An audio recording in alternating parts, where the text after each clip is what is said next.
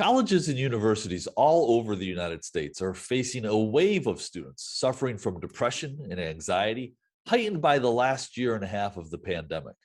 Today's guest says there are things everyone can do to be more mindful, to break bad habits, and to be happier. He's Dr. Jud Brewer this week on Story in the Public Square.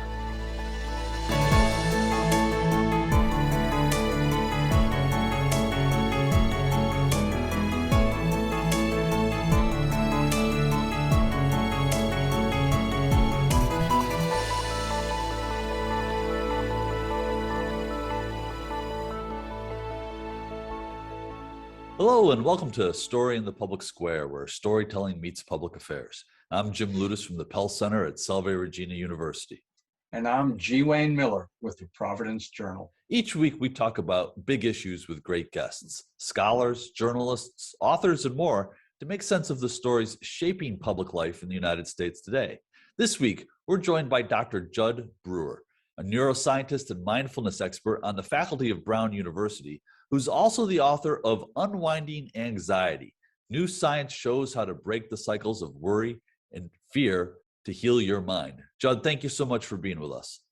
Thanks for having me.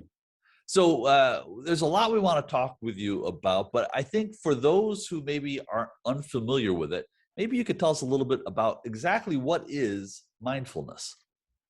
Mindfulness is really about bringing two elements of experience together. One is awareness, where we're aware of something, and another is an attitudinal quality of curiosity or non-judgment, where we're really bringing a fresh look at whatever's happening in this moment. So I think for some folks, when they hear about mindfulness, it has sort of a new agey feel to it. Is it born of that movement, or is there science behind it? There's a lot of science behind it. It's not about rainbows and unicorns. It's really about awareness and helping us understand how our minds work. And there's quite a bit of science, starting back in the 70s with John Kabat-Zinn forming this scientifically validated mindfulness-based stress reduction program that built a whole movement of research around these types of clinical programs, as well as looking at the neuroscience and the behavioral science of how mindfulness helps people with everything from coping with anxiety to changing bad habits. So when you use the term awareness, what does that mean exactly? Again, for those in our audience who might not be familiar with mindfulness or meditation, what is awareness? It's simply being aware of something. So for example, if somebody's talking and we're not paying attention, we're not aware of them talking, or if we are paying attention, we're aware of them talking, as an example. So it's really that simple. So it's really living in the moment. Is that not another way to describe that, to being there, to being present? Yes, I think living in the moment, being present in the moment is important, but here's where the attitudinal quality comes in. If we're paying attention and we're living in the moment, and we're thinking, man, this sucks, I don't want to be here.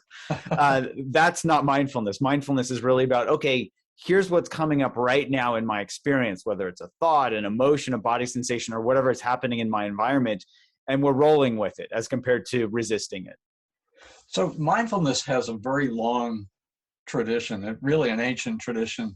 If you go to certain Eastern religions and traditions, they talk about that. I mean, you obviously and your fellow practitioners and researchers have brought science, contemporary science to it. But long before there was contemporary science, mindfulness and meditation were very important to many people on the planet. Talk about the roots of mindfulness. Yes, I think many spiritual traditions have contemplative elements in them, and often, they're not highlighted as much in modern religious circles. But, every known religious movement, for example, or religion has some contemplative element. So, whether it's Christian, whether it's Jewish, whether it's Muslim, and the underpinnings of mindfulness really date back 2,500 years to the ancient Buddhist practices, where at the time of this historical Buddha, people were meditating. The Upanishads and others were still meditating. He just took an element of it where he focused on the causes of suffering and helping us understand how we're actually adding to our own suffering. And that if we can understand how our minds work, we can actually work with our minds to work with the suffering element. So it involves meditation as a way to start to be able to zoom in and notice what our minds are doing. But the main difference there with other types of meditation, at least of the time, were around really seeing these relationships in our minds and how our minds relate to our bodies, and how thoughts can lead to emotions. And then we can get caught up in all of these things and really suffer as a result of that. Jud, we live in a hyper-connected, stressed out world where everybody's, overcommitted and overwhelmed, particularly I think in the last 15, 16, 17 months. Obviously, the pandemic has introduced a whole new level of stresses in our lives. If we were more mindful in our relationships and in our daily interactions with other people and with ourselves, what could we hope to achieve? Well, I think we could hope to achieve basically less stress and more connectedness, where we could start to see, and we can also start to see where we've formed unhelpful habits. So especially in this pandemic, where there's been a huge rise in anxiety, as an example. A lot of people have formed unhealthy habits, like binging on Netflix, or binging at in their kitchen because now they're working from home, or spending a lot of time doom scrolling, looking at the news. And so we could start to see where we're kind of getting caught up in unhelpful habits and be able to dial it back and be able to work with our minds so that we can step out of those processes. So we want to get into your work in these various bad habits, and we will in just a moment, but sort of frame this in terms of the popularity of apps and programs, your own, obviously, and we're going to get into them, as I just said, but this Headspace, this Calm. My empirical observation is that certainly in the last 18 months, these have become increasingly popular. Do you agree with that? And why do you think that is? Well, I think largely on the heels of a lot of the science that's been, building over the last decade, a lot of meditation apps have been born and have been become very, very popular. And I think because of the ready accessibility to these things, most people have smartphones in the US, for example. People can access these practices much more easily and affordably than they could be offered previously, where somebody had to go to see a meditation teacher or go on a retreat or attend, an in-person class. So I think just the availability of these digital frameworks has helped tremendously. I even see this in my own psychiatric clinic, where I can see patients virtually without the risk of spreading COVID, as an example. So let's get into anxiety, which is the main subject of your last book. Talk about how mindfulness helps in a general sense, but also practically speaking. Give us that overview. I'd be happy to. So if we think about anxiety, which is typically this feeling of nervousness or unease about an imminent event or something with an uncertain outcome, we've certainly had a lot of uncertain outcomes. Yeah, you think? Yeah. So really. we can see where anxiety has spiked over the last year, all sorts of uncertainty. I don't need to go into a list of details there. But what we can understand from a neuroscientific standpoint is that our minds, they're really trying to help us survive in several ways. One is through kind of predicting the future, and we can only predict the future based on past events and accurate information. So a lot of things haven't happened in the past in our lifetimes, and so our brains don't have that past experience to draw from. We also have, it's hard to get accurate information in real time when something is unfolding. Let's say, with the beginning of the pandemic, people had no idea what this virus was like. I for one was leaving my UPS packages out on the porch for 3 to 4 days because I didn't know. Yeah, nobody knew. Yeah, absolutely. So that uncertainty, you can think of fear being a helpful survival mechanism, right? But fear helps us react in real time. If you think of fear plus uncertainty, that leads to anxiety because it's basically fear of the future. So with that as a framework, what mindfulness helps us do is kind of dial it back. As our mind wants to run off into the future and think, oh no, what might happen, as we start to worry about all the bad, the worst case scenarios, mindfulness can help us dial it back into the present moment. It's kind of like my patients who struggle with alcohol use disorder, for example. the saying in AA is one day at a time. Well, with mindfulness, you can think of it as one moment at a time. And if we're kind of addicted to worrying, we can kind of dial that back and say, do I really need to know what might happen in a month? Let me dial that back to a week. Let me dial that back to a day. Let me dial that back to right now. What do I need to know right now? And right now, there's a whole lot less uncertainty than looking a month out. And that awareness practice there can really help us dial it back and reduce the uncertainty, as well as reduce the anxiety just from being aware. Go ahead, Jim. How does that approach, how does mindfulness fit with other therapies for anxiety disorder, whether it's cognitive behavioral therapy or something a pharmaceutical intervention? Mm-hmm. Well, as a psychiatrist, I prescribe medications for anxiety. We can think of these in several ways. One is just how efficacious they are. So for example, with medications, the best medications, there's this term number needed to treat. How many people you need to give a treatment to before one person shows a significant benefit. With medications, unfortunately, that number is 5.2. So I have to prescribe medication to 5 people before one person shows a significant benefit. So, we haven't quite nailed it yet in terms of the pharmaceutical industry really helping people with anxiety. With cognitive behavioral therapy, there's this saying that what I learned in residency was catch it, check it, change it. So if you can catch a cognition, which is very similar to mindfulness, you've got to be aware of a cognition before you can work with it. With cognitive behavioral therapy, the idea is to check it to see, is it real? Is it true? Is it accurate? And from there, change it to a cognition that's more helpful in the situation.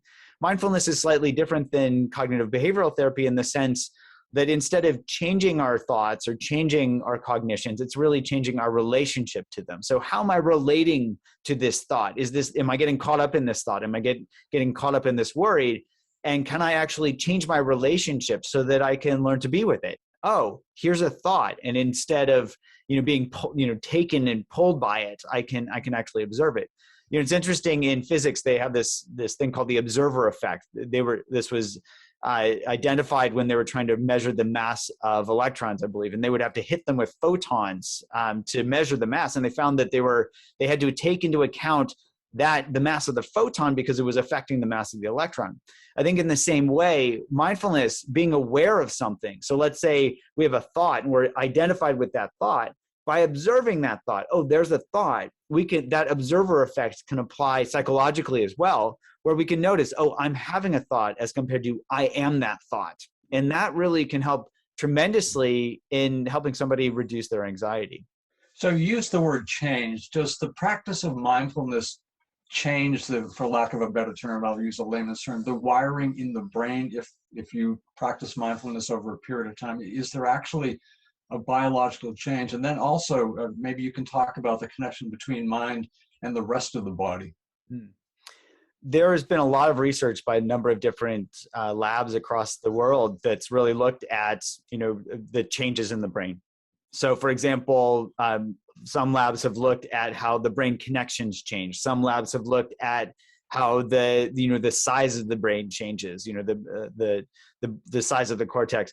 My lab's looked at how, certain brain regions that get activated when we get anxious change when somebody is mindful or when they're meditating. So for example, there's this network of brain regions that was dubbed the default mode network, which ironically, they call it that because that's what we default to when we're not doing anything in particular. And that tends to be where we think about ourselves, like we're regretting things that we've done in the past, or we're worrying about things that we're going to do in the future. And in fact, there's a direct correlation with the more worried somebody is, the more activated some of the hubs of this default mode network get. What my lab has found is that these specific brain regions get deactivated when somebody is mindful. And we've even gone on to do some neurophenomenologic studies where we can link up subjective experience with brain activity, where people can start to, we can see directly that it's not just the worry, it's about getting caught up in that worry. And it's not just the mindfulness, it's about that mindfulness helping us be with and not get caught up or let go of those thoughts or the emotions or the body sensations. Yeah, one of the One of the phrase in the title of the book that caught my attention was "heal your mind." Mm-hmm. For people who have struggled many their entire lives with anxiety, that has to seem like too good to be true. Can you talk a little bit about this idea of actually healing and being able to move beyond these cycles of fear? Mm-hmm. So a lot of true healing comes from truly understanding what the root cause of an issue is and getting at that root cause rather than putting a Band-Aid on it. And often, we've tried things, all realms of manner of things to kind of put Band-Aids on our brains, so to speak. So for example, medications tend to be pretty non-selective. There are these serotonin reuptake inhibitors, for example, are part of the gold standard treatment. They affect the serotonin system broadly as compared to specific thoughts that somebody is struggling with, for example. Well, here the idea is if we can truly understand how our minds work, we can then heal at a deep level where we can work with our minds. And I've had patients in my clinic where I've had people who've come in with full-blown panic attacks and panic disorder. I had a gentleman with both panic disorder and generalized anxiety disorder. And he'd had this generalized anxiety for nearly 30 years. He was about 40 years of age when he came to see me. So 3/4 of his life. He went from, being panicked and getting panic attacks when driving on the highway to literally becoming an Uber driver. And he went from having, anxiety all day to, having very, very minimal anxiety. And so there's an example of where, when somebody knows how to work with their mind, they can truly work with it in truly transformative ways. It's really remarkable. I am intrigued by the work you have done with addiction and mindfulness. Talk about that, because as we know, many, many people struggle with addiction to various substances. Talk about that. Yes. So as an addiction psychiatrist, this has really been the field that I've been working in both clinically and also in my research lab. We can think of, addictions being the far end of the spectrum of habits, and so the simple definition of addiction is continued use despite adverse consequences.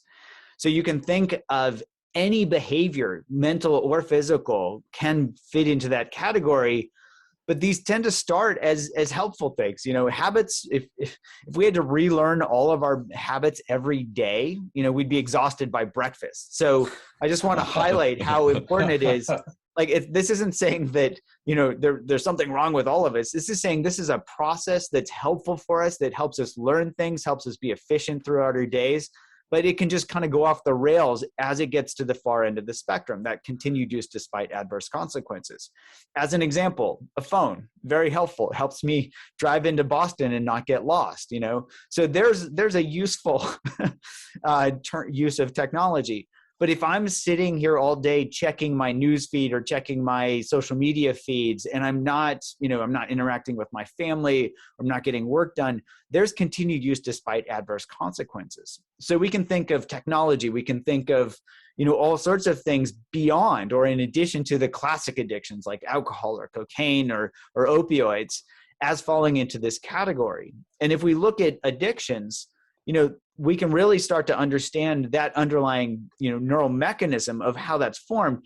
And then from there, actually in the same way as breaking any bad habits, we can start to work with these. So you have a program, Craving to Quit, which is aimed at another addiction, smoking. Mm-hmm. And obviously there are still many people who smoke, and they understand that the health consequences are not good, certainly over the long term. Just talk a little bit about that app and how it works with people who are smokers. Yeah, so the Craving to Quit app is set up to give people bite-sized training. So we had done this study back when I was at Yale, where we got 5 times the quit rates of gold standard treatment with mindfulness training. And so this was back in 2010 or so. And so we said, okay, can we actually package this in a way where people can use it in the moment? Because people learn habits in context. And so we want to package my clinic basically and deliver it to them at their fingertips. So they get 10 minutes of daily, videos, animations, in the moment exercises that help them work with their cravings in the moment that they're coming up and bring awareness in. So for example, the only way that's known to really truly change a habit is to update the reward value of how rewarding that behavior is in our brain. So for example, with smoking, people tend to start smoking around the age of 13. If we can help them with this Craving to Quit app, we have them use this craving tool that helps them pay attention as they smoke. And when they really pay attention, they realize that cigarettes taste like crap. And what that does is it changes the reward value in their brain so that they're less excited to smoke in the future because they're seeing, why am I doing this? That helps them start to break the habits without having to force themselves or tell themselves, because they all know that smoking's bad for them. Even to extend this, we have this app for eating called Eat Right Now. We just published a paper on this. Same type of craving tool applied to helping people stop overeating. So we have people pay attention as they overeat rather than telling themselves not to overeat. And when we have them pay attention, it only takes 10 to 15 times for somebody to really pay attention to the results of overeating and see, oh, this really isn't that great, to drop that reward value below zero. So they start to shift that behavior from overeating to not overeating. And that's really the underlying, the secret sauce, so to speak, of the Craving to Quit and even the Eat Right Now app, is helping people bring awareness to what's happening right now and see how rewarding is this really. Does it work in reverse too? So if I want to eat more vegetables or get more exercise, does that same mindfulness about those decisions and the benefit reward valuation, does that work in a positive sense as well?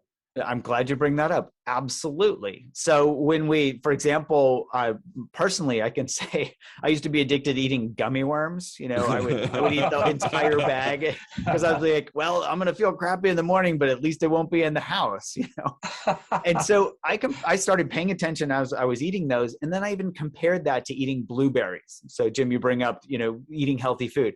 For me, I started to realize that these gummy worms started to taste like this sickly, sweet petroleum product. They were kind of, bleh. And then blueberries, they have this natural sweetness to them. And I don't feel like I've just got to keep eating them because they don't lead to the same craving. And so with eating healthy food, especially afterwards, when I paid attention, it tastes good now. And then afterwards, I felt much better than the gummy worm experience. Same is true for exercise. If somebody pays attention after they exercise and they're like, what did that feel like as compared to when I didn't exercise today? To their brain, it tends to be a no-brainer. It just feels better. And when we bring that awareness in, that learning process can kick in and it upgrades that value. Like, oh, this is more valuable than I remember. And so we're more likely to do it again in the future. So a few years ago, you were down at Yale and your topic was a life worth living. Recap that and tell us, what are the components of a life worth living? We got about 3 minutes left. I should just, I realize that's a bit. We need 3 hours for that, perhaps. But go ahead. At least reprise the talk, what you said. Yeah. So in a nutshell, people are starting to think of different elements of well-being. So there's the hedonic happiness, like pleasure. Nothing wrong with pleasure. But if we just constantly seek pleasure our entire lives, that's where addiction comes from. So a pleasure is only a component of well-being, of a life well lived. There's also this eudaimonic happiness that Socrates, I think, talked about, which is about finding value and purpose in life. And so we find that when somebody pays attention, when they go and do something kind for others, or the proverbial volunteering in a soup kitchen, whatever that is for someone, where there's purpose, or even teaching at a university where there's purpose, there's that piece that adds to the richness of life. And then there's a third element that adds to psychological richness, where we learn to lean into uncertainty and really value curiosity and learning and discovery. so that we're not just buttonholing ourselves into a static life where we're constantly doing the same things over and over and over, but we're constantly learning and growing. And that curiosity can help us not only grow, but at least to wisdom, some suggest. So I think of these three elements, and mindfulness can help with all of these. These can help us see, oh, there's pleasure in eating blueberries. There's not so much pleasure in eating a whole bag of gummy worms. There's pleasure in being generous, in being kind, in being helpful for others. Oh, there's not so much pleasure in being selfish. Oh, when I pay attention to that, that helps. And then the key element of mindfulness, curiosity, that in itself helps lead to the psychological richness so that we can keep learning and growing. And instead of, moving out of our comfort zone into our panic zone whenever something is changing in the world, which world is constantly changing, we can move into our growth zone so that we're constantly growing and learning. All three of those, I think, contribute to especially in balance, lead to the good life, so to speak. Jud, we're down to about the last 45 seconds here, but you work on a university campus. I work on a university campus. We're concerned about the mental health challenges that we're going to see among our student population. I think a lot of educators across the country are this year. How can mindfulness play a positive role in meeting that challenge? Well, I think in a nutshell, mindfulness can help in all sorts of ways. And folks like Eric Laux at Brown has actually developed a mindfulness for college program for college students. Just helping college students, for example, pay attention and notice, what is rich about college life, connecting with their friends, for example, as compared to what's not so rich, like spending a ton of time on social media.